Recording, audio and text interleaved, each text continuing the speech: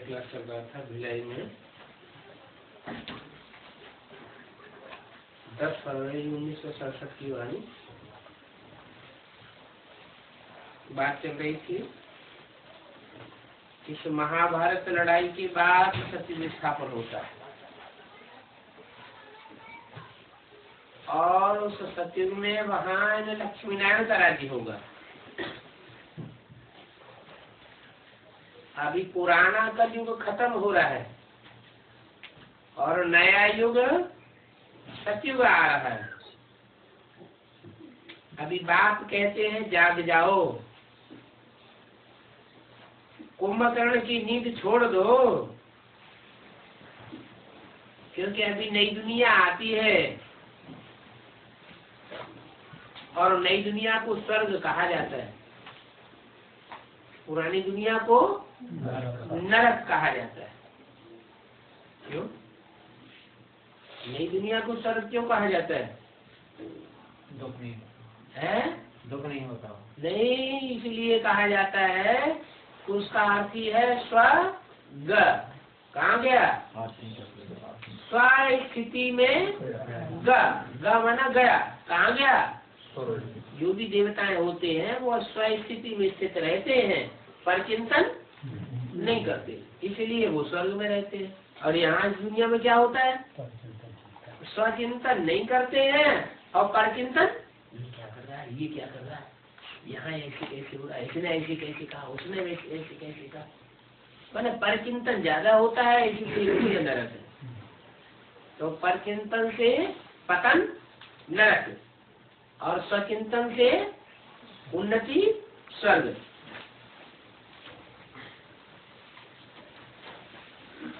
तो ये नया रास्ता है क्या? स्वर्ग बनाने का और नरक बनाने का। क्या क्या नया रास्ता बताया? स्वचिंतन में रहेंगे तो स्वर्ग बनेगा और परचिंतन में रहेंगे तो नरक बनेगा। ये नया रास्ता घर जाने का भी है और स्वर्ग जाने का भी है। कोई इस रास्ते को जानते नहीं है, बाप ही आकर के बताते हैं। स्वर्ग अलग है और शांति धाम अलग है, जहाँ आत्मा रहती है। आत्माएं दोनों जगह रहती हैं, लेकिन स्वर्ग में शरीर के साथ रहती है और शांति धाम में शरीर नहीं होता है, सिर्फ आत्माएं रहती है। तो शांति धाम अलग है, सुख धाम अलग है। अभी बाप कहते हैं जाग जाओ, तुम रावण राज्य में पतित हो गए हो। इस समय सभी भ्रष्टाचारी पापात्मा, एक भी पवित्र आत्मा नहीं हो सकती। कहाँ? इस नरक की दुनिया में एक भी पवित्र आत्मा नहीं हो सकती। पुण्य आत्मा नहीं कहेंगे, भले मनुष्य दान पुण्य करते हैं, लेकिन पुण्य आत्मा तो भी नहीं है। क्यों? पुण्य करते हैं तो पुण्य आत्मा हुए ना, पाप करते हो तो पाप आत्मा हुए। तो पुण्य करने वाले जो है वो पुण्य आत्मा क्यों नहीं कहेंगे? अभी जो पुण्य करते हैं, दान करते हैं, वो पुण्य आत्मा क्यों नहीं है? सूक्ष्म धन का दान करते हैं। अच्छा, क्या स्थूल करें, क्या सूक्ष्म करें, लेकिन पुण्य तो करते हैं ना, दान तो करते हैं ना, तो उनको पुण्यात्मा क्यों नहीं कहेंगे? पाप को नहीं कहेंगे। नहीं, पुण्यात्मा इसलिए नहीं कहेंगे कि वो जिसको देते हैं वो पापी होता है या पुण्यात्मा होता है। इस दुनिया में सब पापाचारी है, तो पापियों को ध्यान देंगे तो उसका बोझ देने वाले के ऊपर भी चढ़ जाता है। इसलिए पुण्यात्मा इस दुनिया में कोई नहीं है।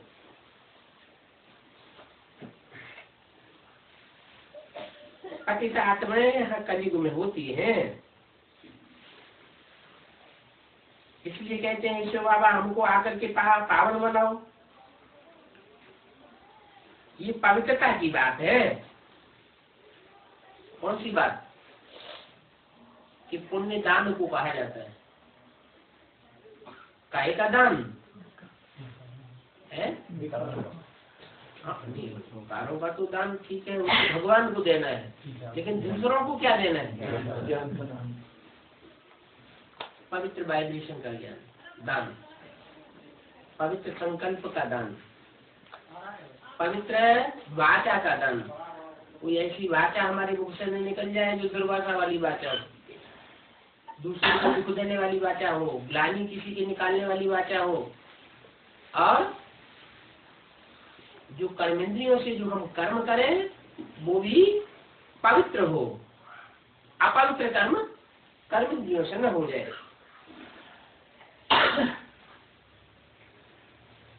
तो ये पवित्रता की बात है। इस समय बाप आकर के तुमको अविनाशी ज्ञान रत्नों का दान देते हैं। इस समय इस संगम युग में, कलयुग के अंत में और सतयुग के आदि में बाप ही आकर के तुमको अविनाशी ज्ञान रत्नों का दान देते हैं। और ऐसा दान कोई कर ही नहीं सकती। किसी बात है ही नहीं सच्चाई का ज्ञान। कहते हैं तुम भी औरों को दान देते हो। अगर देते रहेंगे तो 5 विकारों का ग्रहण छूट जाएगा। 5 विकारों का दान दो तो दुख का ग्रहण छूट जाएगा। कोई पूछते हैं, बाप भी पूछते हैं, बाप पूछते हैं तुम हेवनली गॉडफादर के बच्चे बने हो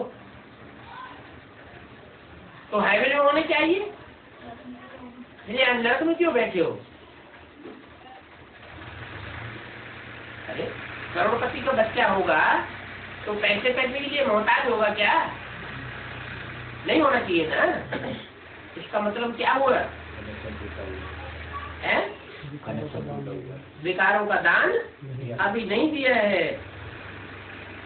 दुख का ग्रहण छूट जाएगा अगर 5 विकारों का दान दे देंगे। पवित्र बन के सुखधाम चले जाएंगे। क्या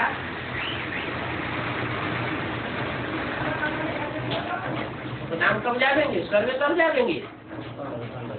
स्थिति में रहने वालों को 5 विकार अटैक नहीं करेंगे और परचिंतन में रहने वालों को 5 विकार अटैक करते हैं।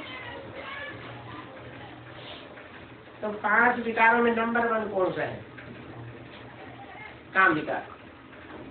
उसको छोड़ आप पवित्र बन जाओ। कुछ भी कहते हैं ये पतित पावन, हमको आकर के पावन बनाओ। क्या ये नहीं कहते कि हे पतित पावन आओ और ज्ञान सुनाकर चले जाओ। ज्ञान सुनाने के लिए नहीं कहते। क्या कहते हैं? हे पतित पावन आओ और आकर के हमको पावन बनाओ। ऐसे तो ब्रह्मा के तन में आया, ज्ञान सुनाकर चला गया, लेकिन पतित से पावन कोई नहीं बना। क्यों नहीं बना? क्योंकि पतित से पावन बनाने के लिए संग का रंग चाहिए। पावन देवताएं थे, द्वापर में आकर के पतित कैसे बने? जो विधर्मी आत्माएं आई उनके संग के रंग में आकर के पतित बने। तो अनेकों के संग के रंग में आकर के पतित बने तो पावन कैसे बनेगी? जो एक ऊंच के ऊंच बात है, अगर उसका संग करेंगे बुद्धि से तो पावन बनेंगे। बाप कहते हैं अभी मैं फिर आया हूँ। अभी भारत वैश्यालय हो गया है। हाल मैंने किसका घर हो गया है? अभी सारा भारत वैश्याओं का घर हो गया है। बाप कहते हैं मैं वैश्यलय बनाने के लिए आया हूँ। वैश्यालय जो विशेष हो गया है, विश्व भरी दुनिया हो गई है, विषय विकारों से भरी हुई ये दुनिया हो गई है। इसको मैं अब फिर से क्या बनाने आया हूँ? निर्विकारी दुनिया बनाने आया हुआ हूँ। ये भी खेल है। मैं आकर के निर्विकारी बनाता हूँ और रावण आकर के विकारी बना देता है।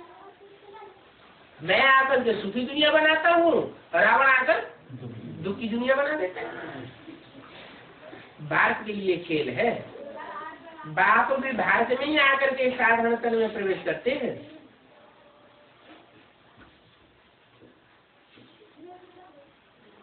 फिर उनकी भी बायोग्राफी बैठ सुनाते हैं। किनकी है? उनकी माने किनकी? ये बातें किसके तन में बोली? ब्रह्मा के तन में बोली।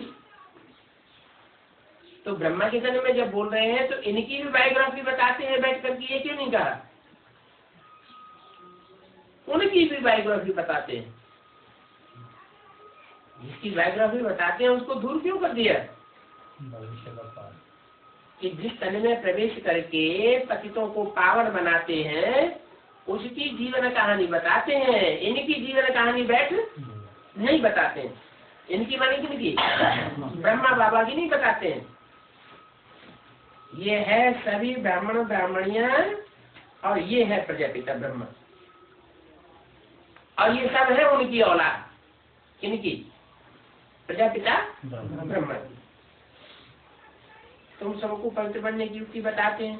ब्रह्मा कुमार और कुमारियां तो तुम विकार में नहीं जा सकते हो, क्योंकि तुम एक प्रजापिता ब्रह्मा कुमार के, एक प्रजापिता ब्रह्मा के बच्चे हो, एक बाप के बच्चे हो। तो आपस में भाई बहन है, आपस में विकार में नहीं जा सकते।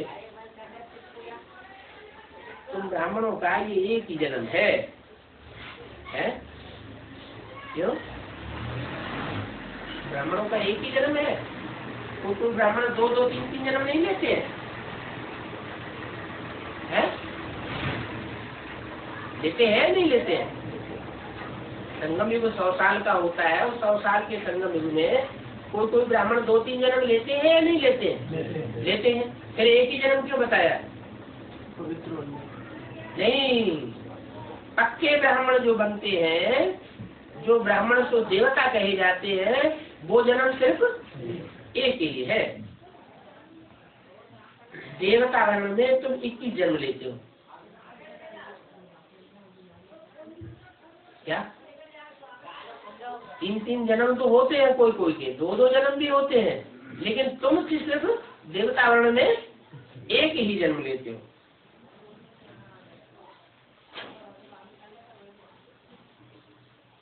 क्या 21 जन्म लेते हो देवता वर्ण में? वैश्य शूद्र वर्ण में 63 जन्म लेते हो। ब्राह्मण वर्ण का सिर्फ ये एक अंतिम जन्म है जिसमें पवित्र बनना है।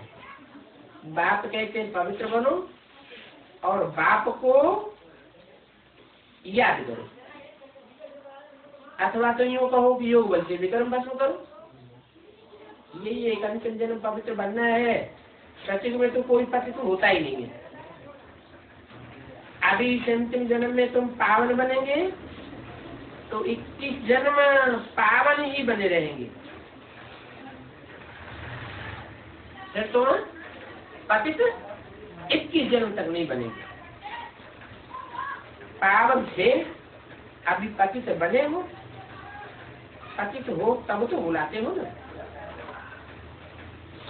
है जो बुलाते हैं, आह्वान करते हैं, उससे क्या साबित होता है कि पतित है। अच्छा, वहाँ माउंट आबू गुलजार गादी में बुलाते हैं या बुला बुलाए आ जाते हैं? तो उससे क्या साबित हुआ? पतित है। अच्छा, वहाँ की बात छोड़ दो, यहाँ एडवांस पार्टी में बुलाते हैं या नहीं बुलाते हैं? बिगड़ बुलाए आते हैं। बुलाते नहीं, अंदर अंदर से लगन नहीं है बाबा आ जाए बोलते हैं? आ जाए, अंदर अंदर बुलाते हो ना। बुलाते हो, इसका मतलब पतित हुए या पावन हुए? जो देवता पावन बन जाते हैं उनको बुलाने की दरकार नहीं रहती। अब ये पतित बनाया किसने? रावण की आसुरी मत ने तुमको पतित बनाया। साधु संत आदि जो भी मत देते हैं उसको आसुरी मत कहा जाता है। क्या रावण ने तुमको पतित बनाया है? किसकी मत ने पतित बनाया?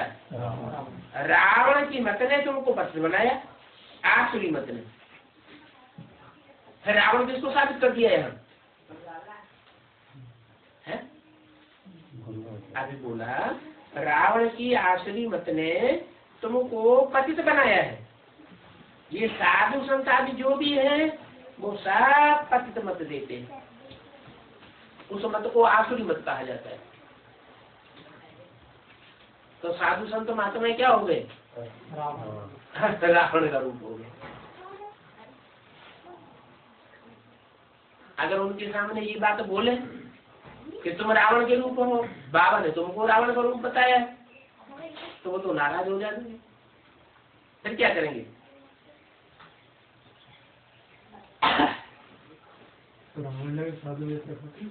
हाँ, रावण ने साधु रूप धारण किया था तो रावण साधु रूप धारण करके आया हुआ। साधु का रूप धारण करता है और कहता है कि शिवो हम भगवान के रूप हैं, भगवान सर्वव्यापी है। ये है ही रावण राज, सबकी भ्रष्ट मत है। इसलिए उनको भ्रष्टाचारी देवताओं को श्रेष्ठाचारी कहा जाता है। तो ये है नया रास्ता। क्या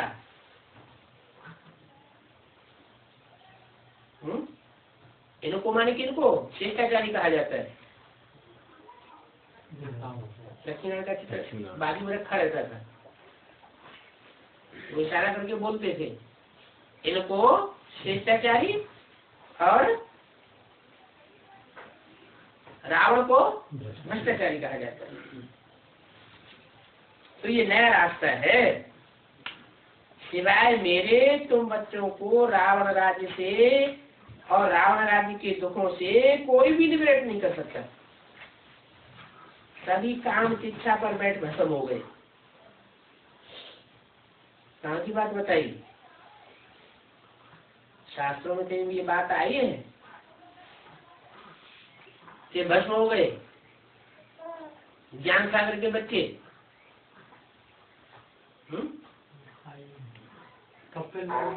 हाँ, कहते हैं राजा सगर के वो 60,000 पुरखे थे, वो सब भस्म हो गए। उनको साप दिया, जाओ भस्म हो जाओ, तो सब भस्म हो गए। फिर उनके लिए क्या किया गया? फिर गंगा लाई। तो पानी की गंगा थोड़ी लाई, ये तो ज्ञान की गंगा की बात है। तो मुझे आकर के ज्ञान की इच्छा पर बिठाना पड़ता है और ज्ञान जल डालना पड़ता है। साधु संत महात्मा है, कोई अनुष्ठान आकर के कराते हैं तो अंजलि में जल लेते हैं और यूं यूं करके फेंको, पवित्र बनाओ। वो स्थूल जल की बात तो है नहीं, है तो ज्ञान जल की बात। ज्ञान जल डालना पड़ता है, सबकी सदगति करनी पड़ती है। जल के छींटे इधर उधर चारों तरफ, वो तो भक्ति मार्ग में फैलाते हैं। बाप कहते हैं सबको सदगति करनी पड़ती है। जो आकर के पढ़ते हैं उनकी सदगति होती है, और आकर के पढ़ते ही नहीं। भगवान आकर के जो सदगति का ज्ञान देते हैं, उस ज्ञान को जो आकर के पढ़ते ही नहीं, उनकी सदगति होती भी नहीं। और जिनकी सदगति होती नहीं है वो पतित पावन सीताराम कह के बुलाते भी नहीं। बुलाते भी कौन है? जो पतित बनते हैं और पतित बनने के बाद पतित पावन सीताराम को बार बार बुलाते हैं, उन्हीं की सदगति होती है। जो नहीं बुलाते हैं वो है विदेशी। वो पतित पावन सीताराम को बुलावेंगे नहीं कि तुम आओ, तो उसका तिरस्कार करते हैं। जो पतित पावन सीताराम का तिरस्कार करने वाले हैं वो उनको आवाहन नहीं कर सकते। तो जो बुलाते हैं उनकी सदगति होती है, बाकी सब चले जाते हैं परम धाम। जाओ घर में जाके बैठो। 10 फरवरी संस्था शक्ति वाणी का दूसरा पीर। सत्युग में सिर्फ देवी देवताएं होती हैं, उनको ही सदगति मिलती है, बाकी सब मुक्ति धाम में जाकर के बैठते हैं। माने सदगति किनको मिलती है, कितनों को मिलती है? जो पक्के देवी देवताएं बनते हैं, 16 कला संपूर्ण सर्वगुण संपन्न 9 लाख, उनको सदगति मिलती है और बाकी सबको मुक्ति मिलती है। माने कुछ न कुछ दुर्गति भी मिलती है। अगर एक जन्म किसी का कम हो गया, 83 जन्म मिले सतयुग में तो आएगा, तो एक जन्म की दुर्गति हो गई। 5000 वर्ष पहले इन देवी देवताओं का राज्य था, लाखों वर्ष की तो बात ही नहीं है। ये तो शास्त्रों में गपोड़े लगाए दिए हैं। अब बाप कहते हैं मीठे मीठे बच्चों, मुझ बाप को याद करो, ये मन मना भवाक्षर इसीलिए प्रसिद्ध है, इसलिए क्योंकि मैंने आकर के बताया है कि मुझे याद करोगे तो मेरे जैसे बन जाओगे, तुम्हारे संकल्प मात्र भी मेरे समान चलेंगे। भगवान वास, अब भगवान उन्होंने कृष्ण का नाम डाल दिया। कृष्ण भगवान हो नहीं सकता, क्यों? कृष्ण भगवान क्यों नहीं हो सकता? क्योंकि भगवान तो आकर के राजयोग सिखाते हैं। कृष्ण तो बच्चे का नाम है, बच्चा बुद्धि है। जो बच्चा बुद्धि है वो राजयोग कैसे सिखाएगा? जिस योग में राज भरा हुआ है वो राजयोग बच्चा बुद्धि नहीं सिखा सकता। तो कृष्ण कोई भगवान नहीं है। शिव बाबा आकर कृष्ण की महिमा जो कि पवित्र थी, 84 जन लेकर के अब पतित बनी है, उन कृष्ण को भी आकर के पावन बनाता हूँ। 84 जन्मों में नाम रूप देश काल सब बदल जाता है। इसका क्या हो जाता है? नाम रूप देश काल बदल करके। क्योंकि आज में जो कृष्ण था वो 84 जन्म के बाद ज्यादा लेख राज का नाम रूप बन जाता है। तुम्हारे भी हर जन्म में 8 जन्म सत्युग के हुए, तो 84 में तो 8 की बात कर रहे हैं आप? नहीं, जैसे 84 में तो 8 घंटा हैं, तो 76 नहीं, आप किस आत्मा की बात कर रहे हैं? जो सत्युग की 84 जन्म लेने के लिए आप किस आत्मा की बात कर रहे हैं? सत्युग के 8 जन्म लेने के लिए किस आत्मा की बात कर रहे हैं? सत्युग की कोई भी आत्मा। हाँ, सत्युग के 8 जन्म। 84 में तो 8 में 76, बाप की प्रतिष्ठा भी 76 होती है, तो ये क्या हम बात का कार्ड इससे संबंध है। हाँ, तो जो सत्युग है, जो सत्युग में अधिष्ठाता कौन है? जो सत्युग का मुखिया है वो कौन है? पहली आत्मा कौन है?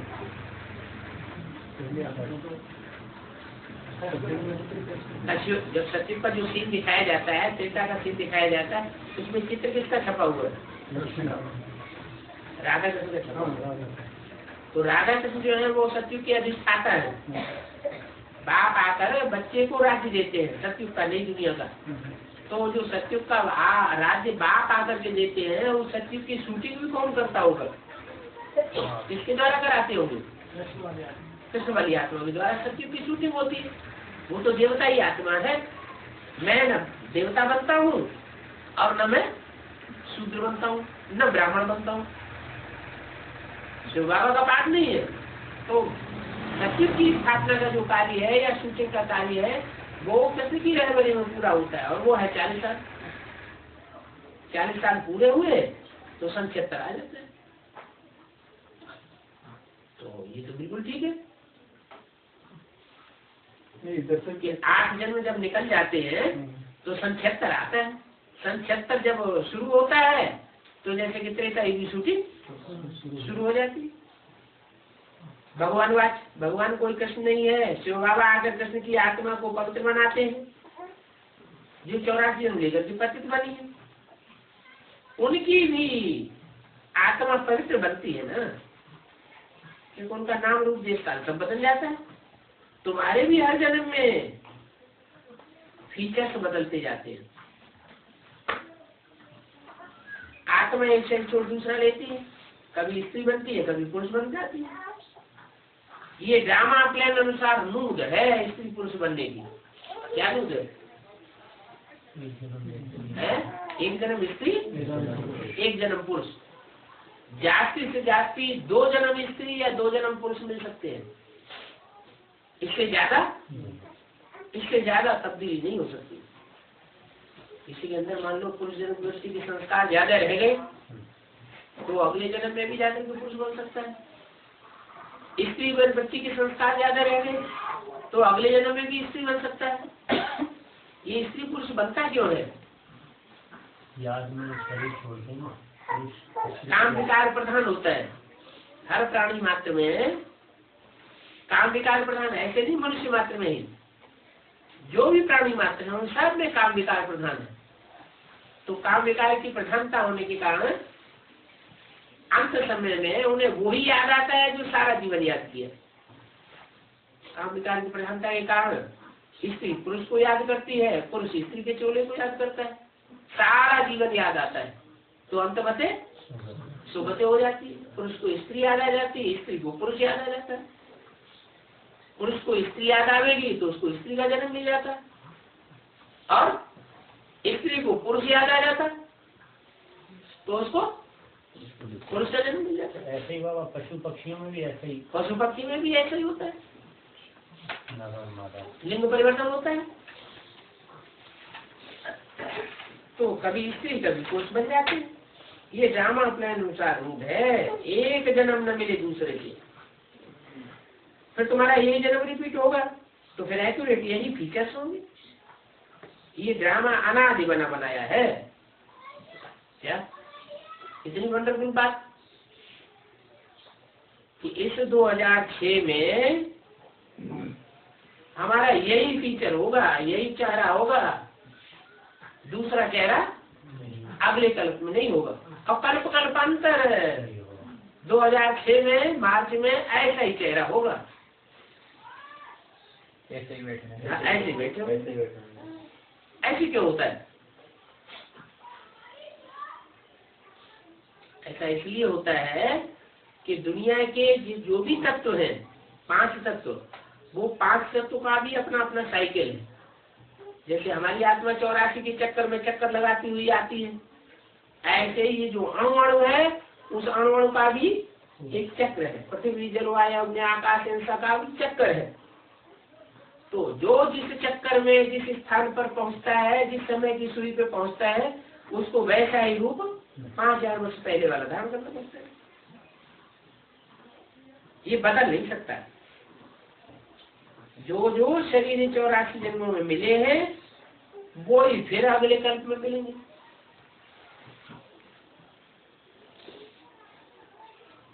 परिवर्तन नहीं होगा। श्री कृष्ण को जो शरीर सत्युग में था वो फिर वहां मिलेगा। वो आत्मा तो अभी यहाँ है। अभी तुम जानते हो हम सो बनेंगे, ये लक्ष्मण के फीचर्स एक्यूरेट नहीं है। कौन से? जो लक्ष्मण का चित्र बनाया हुआ है वो एक्यूरेट फीचर्स नहीं बनाए, बनेंगे, एक्यूरेट बनेंगे। ये बातें नया कोई नहीं समझ सकते। अच्छी रीति जो किसी को समझाओ तो 84 का चक्र समझ सकेंगे और समझेंगे बरोबर। हर एक जन्म में नाम रूप फीचर्स आदि अलग अलग होंगे। अभी इनके अंतिम 84 जन्म के फीचर्स ये है, इसलिए लगभग थोड़ा दिखाया है। क्या क्या थोड़ा दिखाया है? लक्ष्मण की फीचर्स है जो चित्र में दिखाए गए हैं वो सत्युग के फीचर्स से थोड़े मिलते जुलते दिखाए हैं, पूरा एक्यूरेट नहीं है। अगर इतना भी न दिखाए तो मनुष्य समझ नहीं सकते हैं। तुम बच्चे जानते हो ये मम्मा बाबा ही फिर ये लक्ष्मी नारायण बनते हैं। यहाँ तो 5 तत्व तो पवित्र नहीं है। यहाँ शरीर सारा पवित्र तमो प्रधान है। सतयुग में शरीर भी सब पावन होते हैं। कृष्ण को मोस्ट ब्यूटीफुल कहते हैं, हैं? कैसा कहते हैं? Most beautiful. क्यों? सतयुग में कृष्ण को मोस्ट ब्यूटीफुल कहते हैं। सतयुग में कहते हैं, अभी कहते हैं, तो भक्ति मार्ग में कहते हैं। कृष्ण को मोस्ट ब्यूटीफुल कहाँ की बात है, कहाँ कहते हैं? भक्ति मार्ग में कहते हैं। भक्ति मार्ग में कहाँ की बात है? संगम की बात है। माने सत्य की कृष्ण की बात नहीं है मोस्ट ब्यूटीफुल की। कहाँ की है? जो संगम की कृष्ण है वो मोस्ट ब्यूटीफुल होता है। नेचुरल ब्यूटी होती है। यहाँ विलायती में भले गोरे मनुष्य हैं, परंतु उनको देवता थोड़े कहेंगे। दैवी गुण तो होते ही नहीं है। तो बात कितनी अच्छी रीति बैठ समझाते हैं। अभी ऊंची से ऊंची पढ़ाई है जिससे तुम्हारी कितनी ऊंची कमाई होती है। आने देना से धन तुम कमाते हो। वहां तो हीरो जवाहरातों के महल थे। कहाँ? हीरे जवाहरातों में है। वहाँ महल बनाने की दरकार पड़ेगी। वहाँ सर्दी गर्मी होगी है? देवान होगा? देवान भी नहीं होगा, सर्दी गर्मी भी नहीं होगी। चोर डकैतों का डर होगा? चोर डकैतों का भी डर नहीं होगा। तो महल मानिया टालियां क्यों बनाएंगे? दीवारें बनाने की दरकार क्यों होगी? है महल माना किला, किला माना संगठन रूपी किले आदि तो सब गुम हो गए हैं। अपरम अपार कमाई है 21 जन्मों के लिए।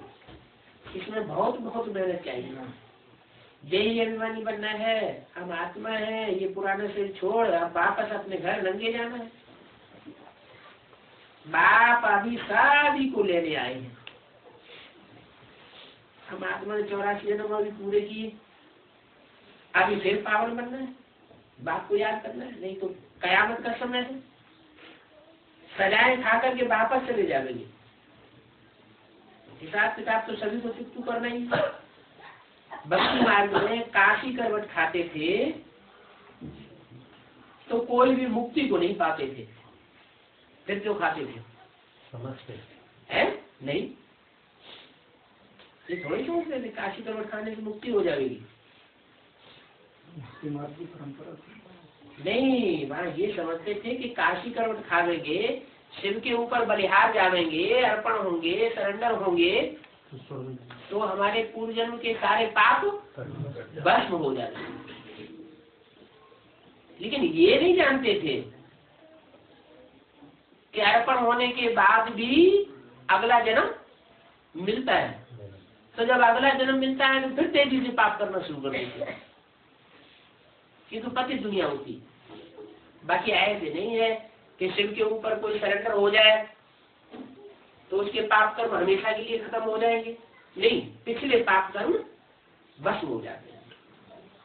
तो वो है भक्ति मार्ग। और ये है वहाँ तो भक्ति मार्ग में जड़ लिंग के ऊपर कुएं में जाकर कूदते थे। और यहाँ के चैतन्य ज्ञान सागर आया हुआ है, लेकिन जो आया हुआ है अगर उसको पूरा पहचाना नहीं और बिना पहचाने ही अर्पण हो गया अंधेरे में अंधश्रद्धा पूर्वक, तो मुक्ति मिलने की बात नहीं है। मुक्ति तब ही मिलेगी जबकि मैं जो हूँ, जैसा हूँ, जिस रूप में पाठ बजा रहा हूँ उस स्वरूप को पूरा पहचान। बाप तो कहते हैं मेरे साथ रहने वाले मेरे को पूरा नहीं पहचान पाते। क्या?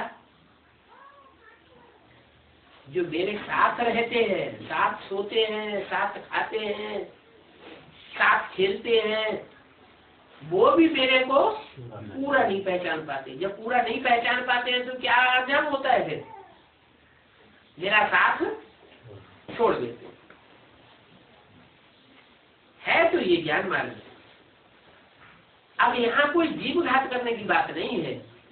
भक्ति मार्ग में तो काशी गरबट खाने जाते थे तो कुएं में जो खांडा लगा हुआ होता था तो ऊपर एंगल होता था, एंगल से सीधे कूदते थे, खाने में जाके कट के खलास हो जाते थे। वो तो जीवघात हो गया। यहाँ जीवघात की बात नहीं है, काय की बात है? जीते जी मरने की बात। श्रीमत पर चलना अर्थात जीते जी मरना, वो है जीवघाती। फिर भी भावना तो उनमें रहती है ना। तो जिनमें भावना रहती है उनमें भी कोई मुश्किलात साहस करते हैं। बाकी मुक्ति व जीवन मुक्ति नहीं मिल सकती है। यहाँ तो तुमको मुक्ति जीवन मुक्ति मिलती है। बाप बिना मुक्ति जीवन मुक्ति कोई दे ही नहीं सकता।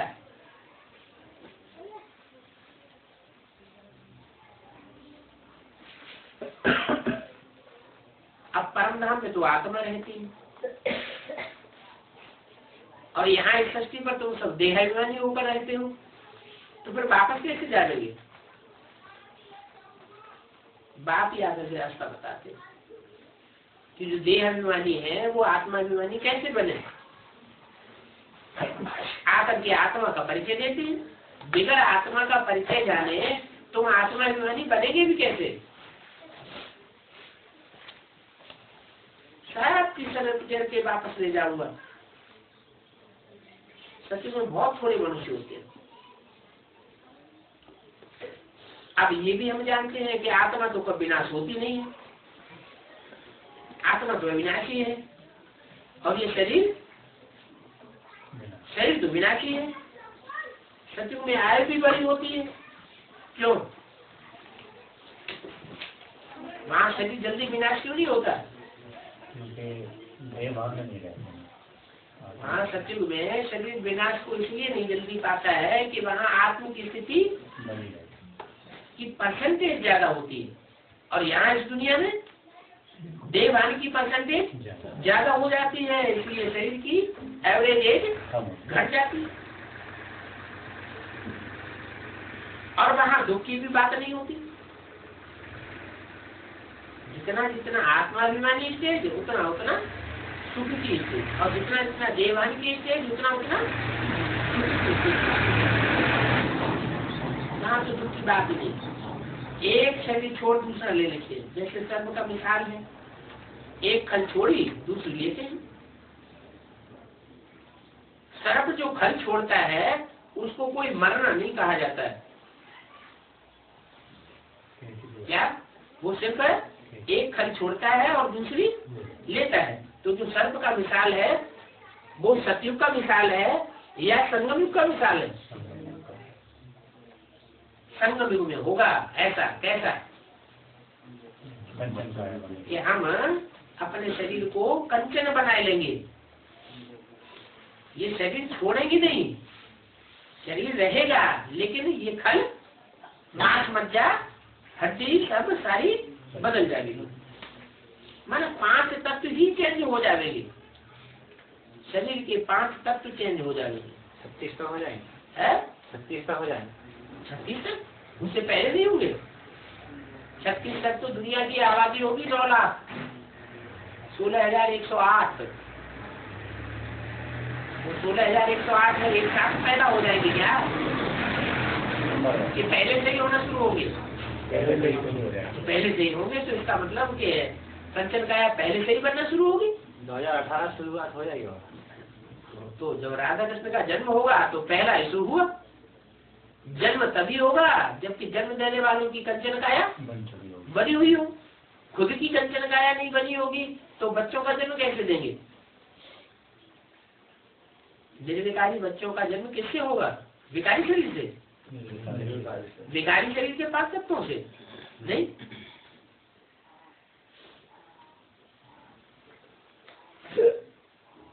तो सर्प को मरना नहीं कहा जाता है।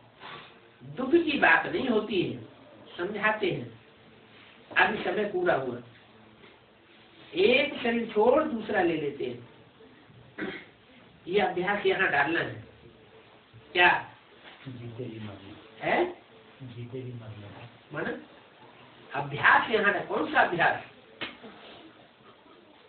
ये देहभान छोड़ना और आत्माभिमानी बनना, ये अभ्यास यहाँ डालना है।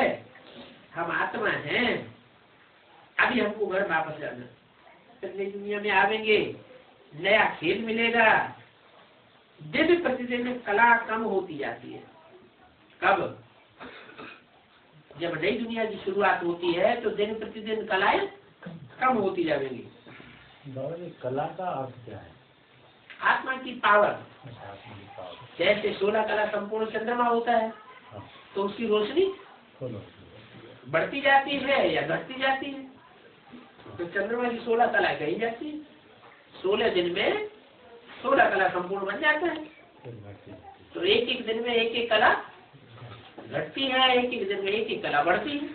तो ऐसे ही आत्मा की कला जो है हर जन्म में घटती जाती है। ब्रह्मा कुमारी आश्रम में जो चलने की कला, लिखने की कला, ऐसे 16 कला बता दी।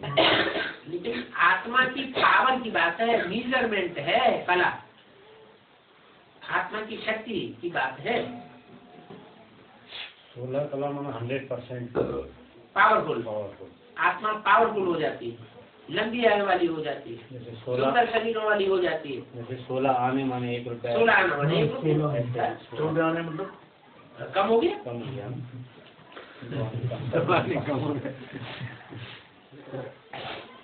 अच्छा, मनुष्यों ने 84 लाख योनियां कह दी। 84 जन्म लेते हैं मनुष्य, लेकिन मनुष्यों ने 84 लाख योनियां कह दी। चलो, मनुष्यों के लिए तो 84 लाख योनियां ही कही, और मेरे को तो अनगिनत कण कण में पत्थर पत्थर में डाल दिए। 84 लाख तो फिर भी कम है, और मेरे को सबने व्यापक बता दिए। इसको कहा जाता है धर्म की ग्लानि। क्या? जो धारणा करनी है वो नहीं की।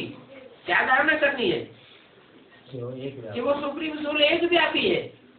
उसे एक व्यापी को कण कण में व्यापक बताई दिया। मनुष्य स्वच्छ बुद्धि से बिल्कुल तुच्छ बुद्धि बन गई, तब ऐसा होता है। ये शूटिंग बाबा अभी होना है। ऐसी ये जो कड़का में गलत वाली बात है, हाँ, इसकी शूटिंग भी यहाँ ब्राह्मण परिवार में होना है। तो हर एक की बात अगर बैठ के मानने लगेगा तो सबके भगवान नहीं हो गए जो अभी चल रहा है। हाँ? इसको कहा जाता है धर्म की ग्लानि। मनुष्य स्वच्छ बुद्धि से बिल्कुल तुच्छ बुद्धि बन जाते हैं। अभी बाप तुमको स्वच्छ बुद्धि बनाते हैं। स्वच्छ बनते हैं याद से।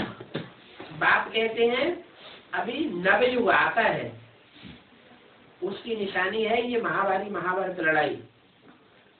क्या नवयुग आने की निशानी क्या है?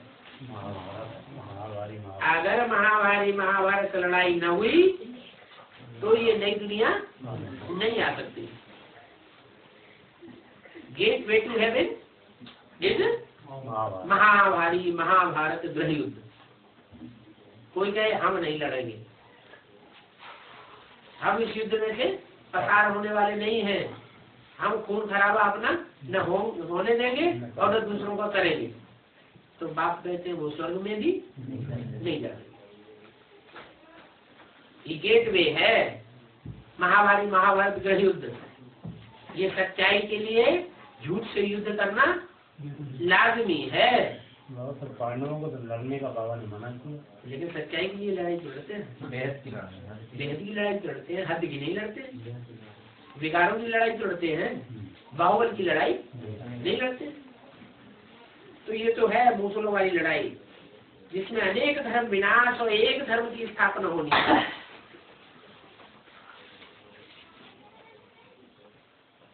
दस फरवरी संस्कार शक्ति वाणी का 3रा पेज। तो जब एक धर्म की स्थापना हुई थी, जरूर भगवान होगा।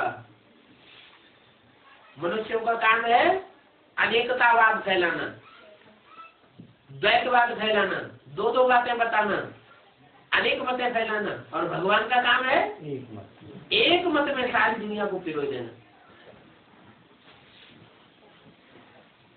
तो जरूर भगवान चाहिए ना। कृष्ण यहाँ कैसे आ सकते हैं? ज्ञान का सागर तो निराकार है, वह कृष्ण है। कृष्ण को तो ये ज्ञान ही नहीं होगा ये ज्ञान ही गुम हो जाता है, तुम्हारे भी फिर भक्ति मार्ग में चित्र बनेंगे। रुद्र पूजा होगी, क्या रुद्र भगवान का चित्र बनाते हैं ना, तो चित्र है किसका? तुम्हारा है। तुम्हारे भी फिर भक्ति मार्ग में चित्र बनेंगे। किससे बोला? मेरा नाम तो शिव है, वो शिव नाम कभी बदलता नहीं। जब शरीर बदलते हैं तो नाम बदल जाता है। इसका मतलब जो ज्योति बिंदु शिव है वो कोई शरीर में प्रवेश करके रौद्र रूप धारण करता है। ये कि आदि में भी रौद्र रूप धारण किया था, वो छोटा रूप था, और अभी अंत में सारी दुनिया के सामने विकराल रूप धारण करेगा। भक्ति मार्ग है पुजारी मार्ग, तुम पूज्य फिर पुजारी बनते हो।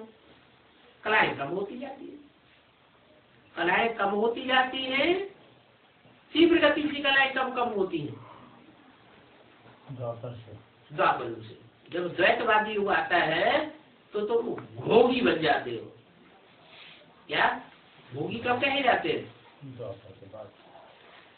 द्वापर युग से जब हम भ्रष्ट इंद्रियों से भोग करते हैं तो हम भोगी कहे जाते हैं। वहां वो योगी होते हैं। कहा?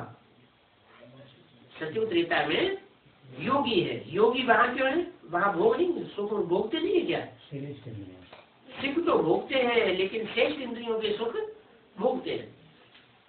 जो ज्ञान इंद्रिया है उन ज्ञान इंद्रियों का सुख भोगते हैं देवताएं, भ्रष्ट इंद्रियों का सुख नहीं भोगते।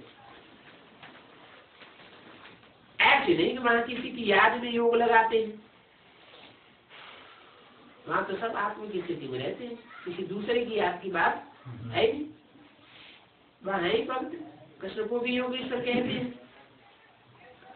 इस समय कृष्ण की आत्मा बाप के साथ योग लगा रही है।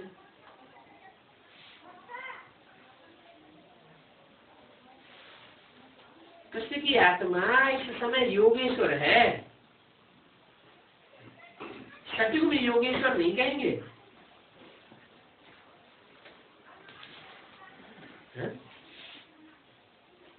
कृष्ण को जो योगेश्वर कहते हैं वो कहाँ कहते हैं? सतयुग में कहते हैं, भक्ति मार्ग में कहते हैं, या संगम युग में कहते हैं? जो कहते हैं वो कहाँ कहते हैं? सतयुग के कहते हैं। सतयुग के कृष्ण को कहाँ योगेश्वर कहते हैं? जो संगम जी कृष्ण है उसके लिए भक्ति मार्ग में योगेश्वर कहते हैं। तो कृष्ण को जो योगेश्वर कहते हैं वो योगेश्वर कृष्ण की आत्मा अभी बाप के साथ योग लगा रही है।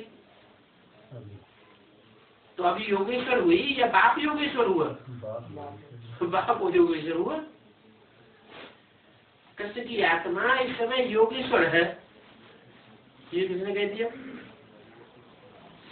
अब दो बातें हो गई। किसने बोल दिया? बुद्धि को ब्रह्मा बीच में बोल रहे हैं। कृष्ण की आत्मा इस समय योगेश्वर है।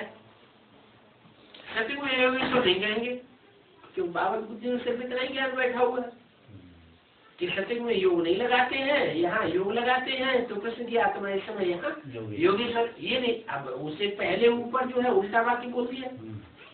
कृष्ण की आत्मा को योगेश्वर, इस समय कृष्ण की आत्मा बाप के साथ योग लगा रही है। तो जिसके साथ योग लगा रही है, योग सीख रही है, तो योगेश्वर कौन हुआ? सीखने वाला या सिखाने वाला? तो बाप हुआ योगेश्वर। फिर ये तो दूसरा वाक्य क्या बोल दिया? कृष्ण की आत्मा इस समय योगेश्वर है। ये भक्ति मार्ग का शब्द है बाबा योगेश्वर उनके कृष्ण के लिए, इसलिए बुद्धि में क्या बैठा है कि योगेश्वर का प्रैक्टिकल साकार रूप पर्सनालिटी कौन है?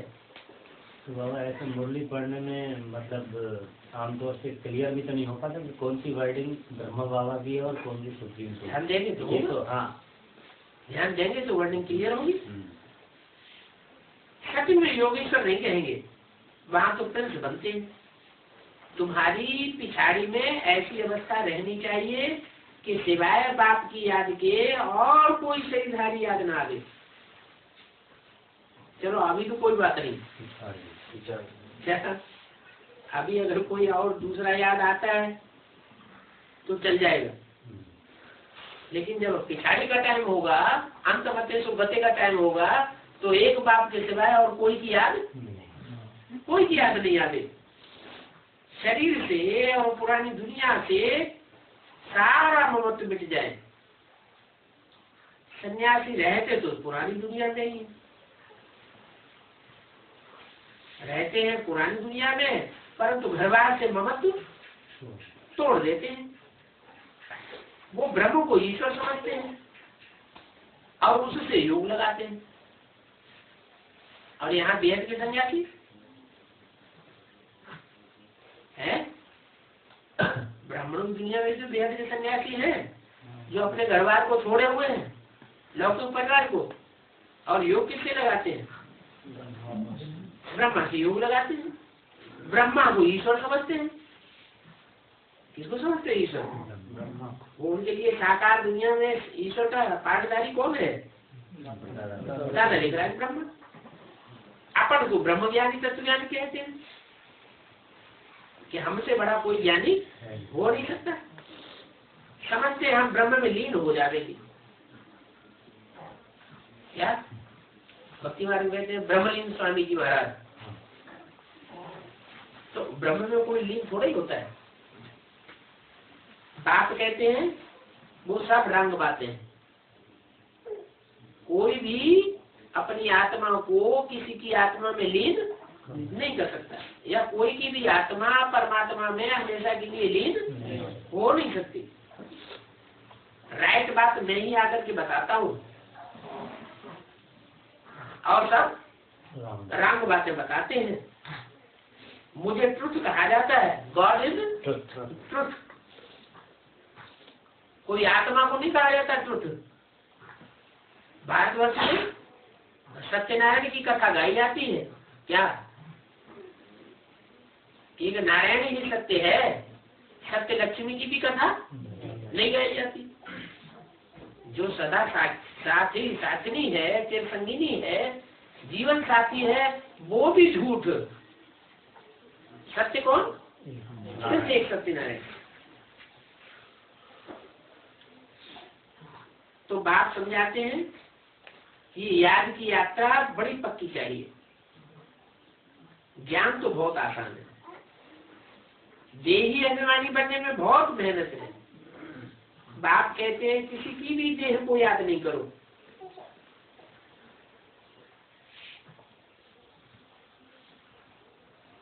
वो है भूतों की याद। क्या किसी की भी देह को याद न करो? अच्छा, तो शंकर जी की देह को याद करें या न करें?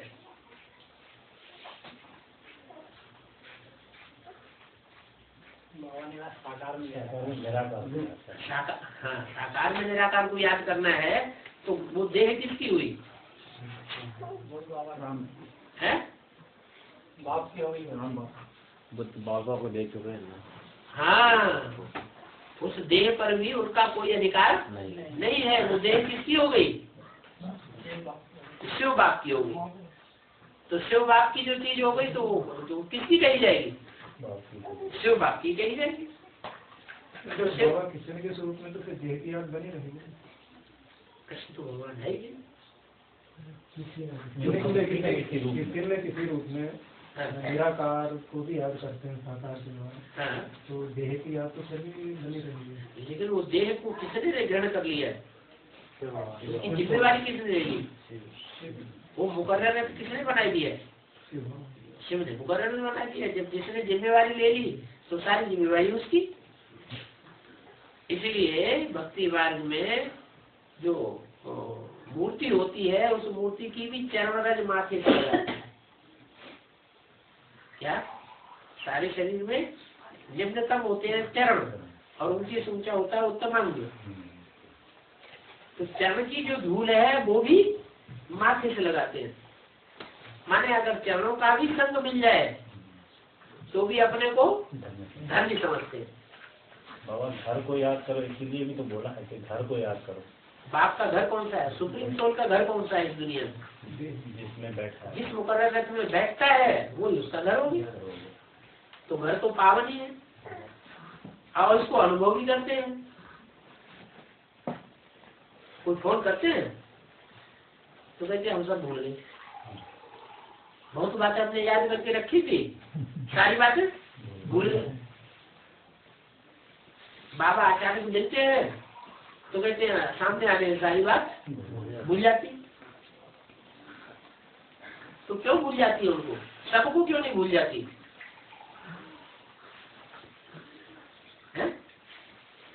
कोई तो सामने बैठ कर ढेर सारे प्रश्न आते हैं और कोई को बिल्कुल प्रश्न आते ही नहीं, कहते हम तो सब भूल जाते हैं, बाबा को भूल जाते, कुछ याद नहीं रहता।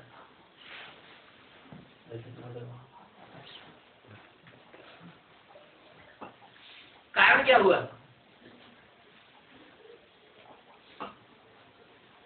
है? अरे कुछ तो कारण होगा।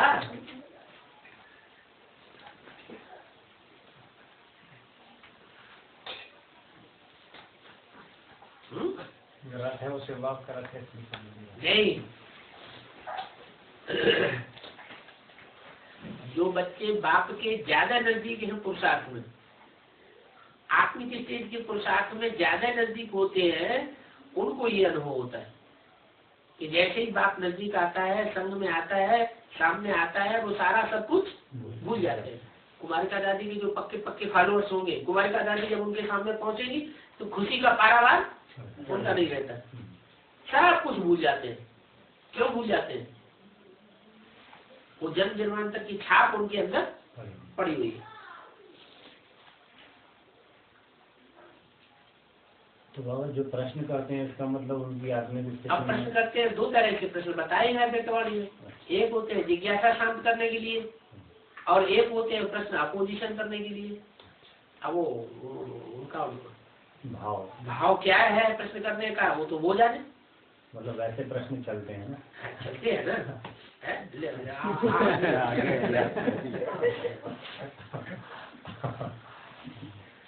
भाई लोग ऐसे प्रश्न नहीं कर पाते, इसलिए उनका कल्याण हो जाता है उसमें।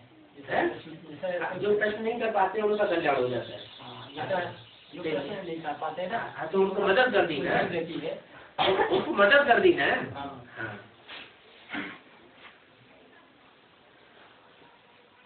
तो बाप कहते हैं किसी की भी देह को याद न करो, वो है भूतों की याद। भूत पूजा है, भूत की याद हो गई ना। कहाँ भगवान और कहाँ भूत।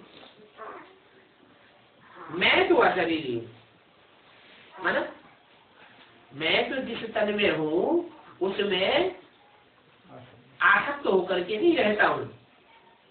मैं अशरीरी हूँ और आत्माएं वो शरीर में आसक्त होने की स्वभाव वाली है। देह और देह के संबंधों में, देह के पदार्थों में कुछ न कुछ आसक्ति जरूर होती है, हो जाती है। तो देखो, इन आंखों से देखते हुए बुद्धि से बाप को याद करना है। आंखों से देखते भी जाओ, आंखों से देखते हैं देहधारी को, लेकिन याद करते हैं कैसे याद करेंगे? बुद्धि बाबा भी लगी रहे और आंखें तो साकार को देख रही, देखते हुए ना देखें, देखते हुए देखें। देखना। अच्छा, हम आपको पुकारेंगे कैसे? नाम रूप से ही पुकारेंगे। नाम रूप से पुकारेंगे तो देह याद आएगी, तभी तो पुकारेंगे कि ये कहेंगे ए आत्मा इधर आओ। आत्मा कहेंगे तो बिंदु याद आएगा, और बिंदु का जो स्पेशल रूप है, अपना विशेष आकार है, प्रकार है, वो तो साकार ही होगा। तो साकार को देखेंगे तभी तो नाम रूप याद आएगा, नहीं तो नाम रूप कैसे याद आएगा?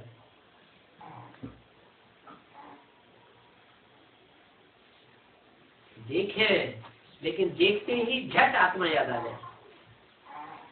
क्या देखते हैं साकार शरीर को, लेकिन साकार शरीर देखते हुए भी क्या याद आ जाए? स्टार आत्मा याद आ जाए। तो आत्मा जहाँ है वहाँ परमात्मा भी मौजूद है। आत्मा से परमात्मा कभी दूर नहीं हो सकता।